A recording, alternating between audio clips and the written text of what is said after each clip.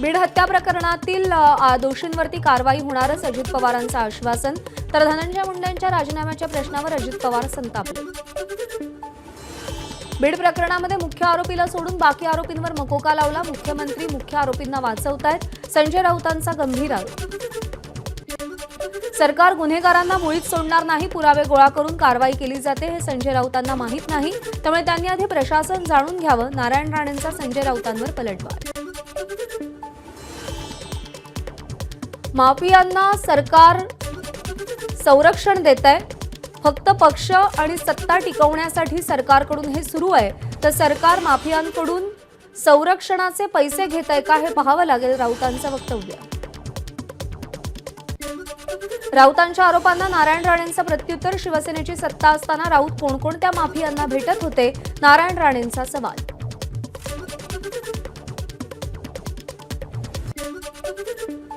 वाल्मिक कराड मुख्य मास्टरमाइंड असल्यानं त्याच्यावर 302 कलम लावलं पाहिजे, अनिल देशमुखांची मागणी। कराडवर मकोका का लावला नाही, कराडला भाजप पाठीशी घालतंय का, देशमुखांचा सवाल। पोलिसांवर मोठ्या प्रमाणात दबाव, बीड, परभणी, सोलापूरमध्ये अशा अनेक घटना सध्या घडतायत, सत्ताधाऱ्यांना कायदा आणि सुव्यवस्थेचं काहीही घेणं देणं नाही, खासदार प्रणिती शिंदेंचा सरकारवर निशाणा। विष्णू चाटेचा मोबाईल अजूनही सीआयडीला मिळाला नाही, विष्णू चाटेनं फरार असताना मोबाईल नाशिकमध्ये फेकला, चाटेच्या मोबाईलवरूनच खंडणीसाठी धमकी दिल्याची माहिती। बीडच्या परळीमध्ये राखेची वाहतूक करणाऱ्या टिप्परची दुचाकी स्वाराला धडक, अपघातात परळी तालुक्यातील सौंदाना येथील विद्यमान सरपंच अभिमन्यू क्षीरसागर यांचा जागीच मृत्यू।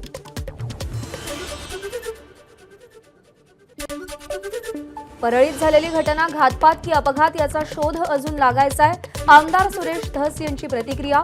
परळीमध्ये चालणाऱ्या अवैध व्यवसायांना परळीचे पोलीस आणि थर्मल पॉवरचे अधिकारी कर्मचारी जबाबदार, धस यांचा आरोप।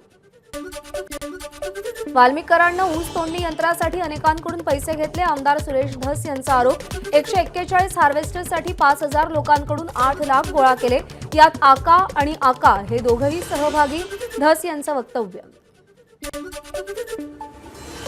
पालिका निवडणूक स्वबळावर लढण्याची कार्यकर्त्यांची भूमिका, महाविकास आघाडी तुटली असं आपण म्हणालो नाही, संजय राऊतांचं स्पष्टीकरण। उद्धव ठाकरेंनी मराठी माणसांना उद्ध्वस्त करून टाकलंय हे वास्तव, शिवसेना नेते रामदास कदमांचा हल्लाबोल, भविष्यामध्ये ठाकरेंना मराठी माणसाचं नाव घेण्याचा अधिकार नाही, कदमांचं वक्तव्य। सरडे रंग बदलतात, मात्र एवढ्या वेगानं रंग बदलणारे सरडे आपण पाहिले नव्हते, उपमुख्यमंत्री एकनाथ शिंदेंचा उद्धव ठाकरेंना टोला। 31 जुलैला उद्धव ठाकरे त्यांच्या भाषणात फडणवीस तरी राहतील किंवा उद्धव ठाकरे तरी राहतील असं म्हणाले होते, मात्र 88% स्ट्राईक रेट देणारे देवाभाऊ आहेत, आशिष शेलारांचा ठाकरेंवर हल्लाबोल, फडणवीस व्यक्ती नाही तर शक्ती, शेलारांकडून कौतुक। भाजपच्या मंत्र्यांना किमान महिन्यातून एकदा खेड्यात जावं लागणार, प्रदेशाध्यक्ष चंद्रशेखर बावनकुळेंच्या सूचना, ग्रामस्थांच्या समस्या समजून घेण्यासाठी खेड्यात जावं, बावनकुळेंचं वक्तव्य। स्थानिक स्वराज्य संस्थांच्या निवडणुका चंद्रशेखर बावनकुळेंच्या अध्यक्षतेखाली होणार, स्थानिक स्वराज्य संस्थांच्या निवडणुकीनंतर भाजपच्या प्रदेशाध्यक्ष पदाची निवड होईल, तोपर्यंत रवींद्र चव्हाण कार्यकारी अध्यक्षपद सांभाळणार।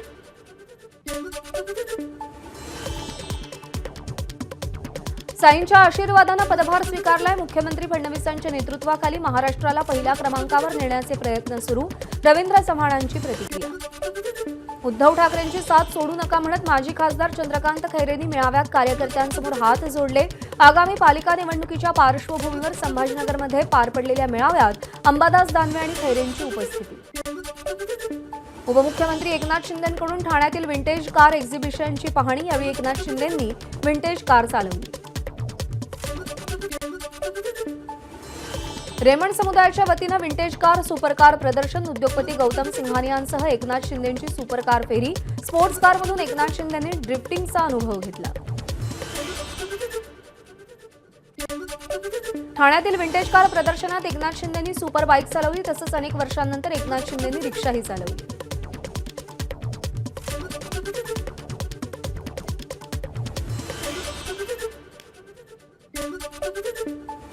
उपमुख्यमंत्री एकनाथ शिंदे 4 दिवस सातारा दौऱ्यावर, उत्तरेश्वर देवस्थानाच्या जत्रेसाठी शिंदे दरेगावी। परभणीच्या पाथरीमध्ये महायुतीतल्या 2 नेत्यांमध्ये धुसफूस. सईद खान यांना पुन्हा महायुतीत घेण्यावरून आमदार राजेश विटेकरांची नाराजी. एकनाथ शिंदेंचा आपण मानसपुत्र, आपण एवढी विकास कामं केली, तुम्ही काय केलं? सईद खान यांचं विटेकरांना प्रत्युत्तर. बाबा सिद्दीकी हत्या प्रकरणात आरोपपत्रातून मोठा गौप्यस्फोट. सिग्नल ॲपच्या माध्यमातून अनमोल बिश्नोई मारेकऱ्यांना सूचना देत होता. धर्म आणि समाजाच्या भल्यासाठी सिद्दीकींची हत्या. अनमोलच्या ॲपवरून सूचना.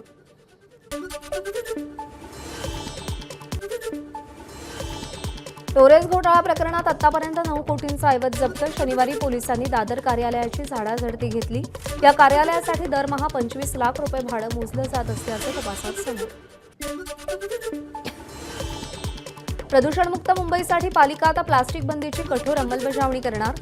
सोमवारपासून कारवाईचा धडाका सुरू होणार. प्लास्टिक पिशवी वापरणं बंद केलं नाही तर 5,000चा दंडही भरावा लागेल.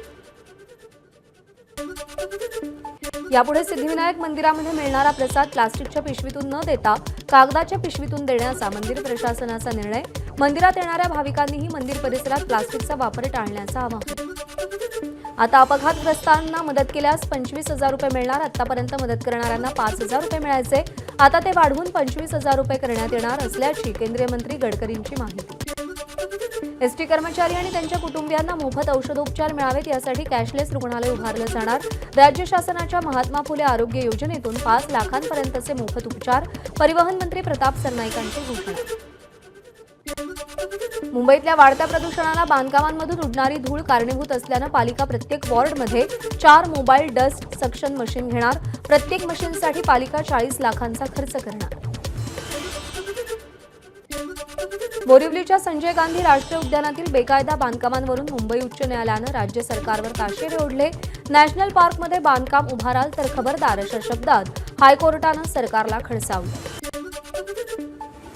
वांद्रे टर्मिनस येथील इंटिग्रेटेड कोचिंग डेपोमधील 3 नवीन पिटलाईन तयार करण्याचं काम प्रगतीपथावर. विशेष म्हणजे वांद्रे टर्मिनसहून वंदे भारत ट्रेन सुरू होण्याची शक्यता. सप्तशृंगीगड घाट रस्ता भाविकांसाठी 24 तास खुला. दरड प्रतिबंधक जाळी बसवण्याचं काम पूर्ण झाल्यानंतर मोठ्या संख्येनं सप्तशृंगी गडावर भाविकांची दर्शनासाठी गर्दी. मुंबईतल्या तापमानात घट होण्याची शक्यता. पुढचे काही दिवस ही घट कायम राहणार असल्याचा अंदाज.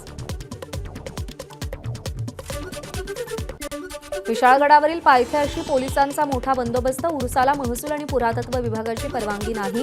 मात्र प्रशासनाकडून नियम आणि अटींसह भाविकांना आणि पर्यटकांना विशाळगडावर प्रवेश. बुलढाण्याच्या मलकापूर कृषी उत्पन्न बाजार समितीच्या सभापती निवडणुकीत भाजपच्या 2 गटात राडा. 2 दिवसांपूर्वी घडलेल्या या घटनेचा व्हिडिओ समोर. एबीपी माझा, उघडा डोळे बघा नीट.